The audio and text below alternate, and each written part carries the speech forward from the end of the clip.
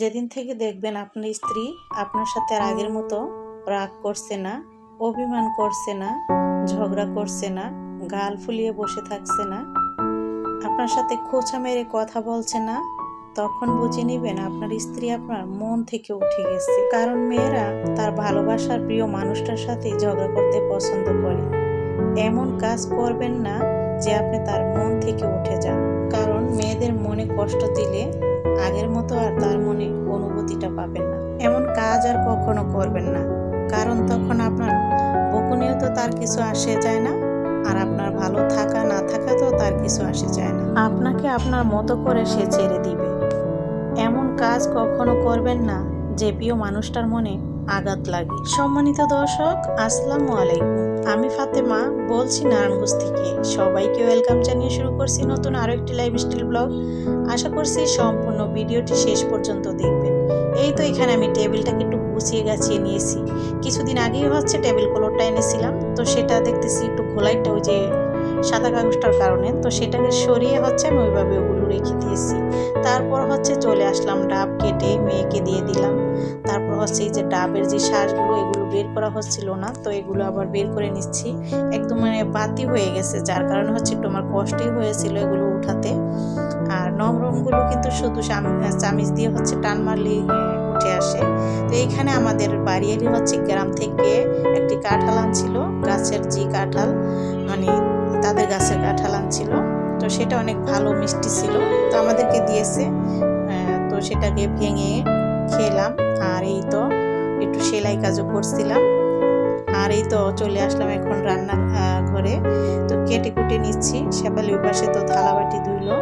এরপর ওকে দিয়েছি মাছ কাটার জন্য। আমি বললাম যে বাইং মাছ আনছে, এগুলো সিলে কাটো। ও পারবে না।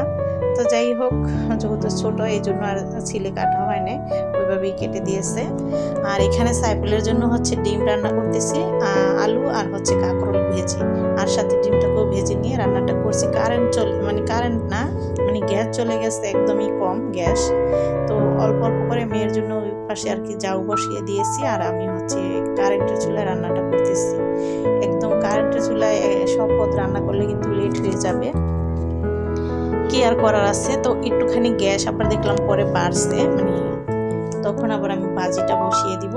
ওই তো চিংড়ি মাছ দিয়ে দিয়েছিলাম, পেঁয়াজ, তারপর কাঁচামরিচ, চিংড়ি মাছ, এখন করলাটা দিয়ে দিলাম।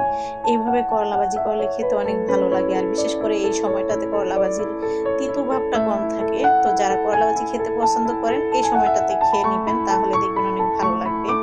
আর এই তো এখন পুরোপুরি গ্যাসটাই চলে আসছে, মোটামুটি রান্না করা যাবে। তো আমি ওইটা দিয়ে 2 পদ রান্না করে ফেলেছিলাম, তারপর আবার এটাতে রান্না শুরু করে দিয়েছি। ওই যে কাঁঠাল ভেঙেছিলাম, তো শেফালির কাজ সেরে ও খাইতেছে। তো ওকে আমি একটু ভিডিও করাতে ও আবার আপনাদের সাথে দুষ্টামি করলো। যাই হোক, এই তো আমি এখন ওই যে বাইং মাছ রান্না করব, তো সেটার জন্য মশলা কষিয়ে নিচ্ছি। যে প্যানটাতে আমি ভেজে নিয়েছি সেটাতেই রান্নাটা শেষ করে ফেলবো। আসলে এই প্যান দিয়ে আমার তরকারি রান্না করতে ভালো লাগে না, আমি কড়াই দিয়ে বেশিরভাগ রান্না করি। তবে একটু আলসেমি করে এটাতেই রান্না করে ফেলতেছি।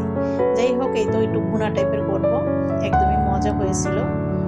মাংসের তরকারি কিন্তু হার মানায় দেয় বাইং মাছের তরকারি যদি সুন্দর করে রান্না করা যায়। তাহলে রান্না বান্না শেষ করে এই তো সব এখানে রেখে দিলাম। আর এই যে এইভাবে করে আমি রান্না শেষে খাবারগুলো গুছিয়ে রাখি। খাওয়া দাওয়া শেষ হলে আবার আমি এখান থেকে এগুলো শুধু খাবারগুলো সরিয়ে ফেলবো, আর টেবিলটাকে একটু গুছিয়ে রাখবো, এই আর কি।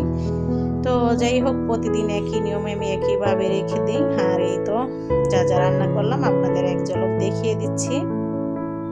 কেমন লাগলো আপনারা কমেন্ট করে অবশ্যই জানাবেন। আর শেফালি ঘরটর মুছতেছে, ঘরটর ঝাড়ু দিয়েছে, ঘর মুছতেছে। তো এই সময়টাতে আমি আবার ওকে একটু ভিডিও শ্যুট করে তারপর আবার গোসল করে নামাজ পড়তে চলে যাব। তারপর আবার ছেলেকেও খেতে দিয়ে দেওয়া হবে। ছেলে আবার খাওয়া দাওয়া করে তারপর দোকানে চলে যাবে। দোকানে ও চলে গেলে আবার আপনাদের ভাইয়া চলে আসবে। তো এই তো গুছগাছ করে তারপর সমস্ত কাজকাম সেরে এরপর আমি চলে যাব গোসল করার জন্য। ছেলেকে আগে ভাত দিয়ে নিই, ওকে ভাত দিয়ে তারপর চলে যাব। ও খেতে খেতে আমি আবার তখন বের হয়ে নামাজে দাঁড়াতে পারবো। এইভাবেই ব্যস্ততার মাঝে সংসারের কাজগুলো করে নিই। তো সাইফুলকে তো খাবার বেড়ে দিলাম, ও ডিম খাবে, আর অন্য যে রান্নাবান্না করলাম সেগুলো তেমন খাবে না। মাছের দেওয়ার কারণে, মানে চিংড়ি মাছ দেওয়ার কারণে ভাজিটা তো খাবেই না, আর বাইং মাছের তরকারিও নাও খেতে পারে, কখনো খায় না। আর এই তো আপনাদের ভাইয়া আবার চলে আসছে, একসাথে আমরা খেতেও বসে পড়েছি, এটা কিছুক্ষণ পর আর কি। তারপর হচ্ছে ফল কেটে দিলাম ওদেরকে, আর মেয়ের জন্য হচ্ছে মালটার জুস করা হয়েছিল।